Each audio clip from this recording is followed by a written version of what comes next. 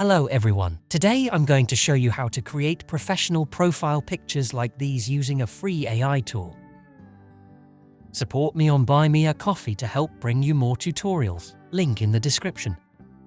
First, visit pfpmaker.com. There is no sign up required for this website, so just click on the Upload Photo button and upload your photo. After a few seconds, the AI will generate multiple profile pictures for you. You can easily download them by clicking Customize and then Download.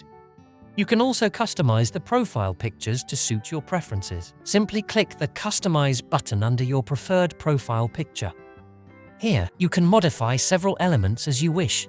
For example, you can add a borderline, change the profile picture photo, add text, add a photo or gradient to the background, add patterns or textures to the background, and much more. Once you've made all the updates, just click the Download button, and your customized profile picture will be ready to use.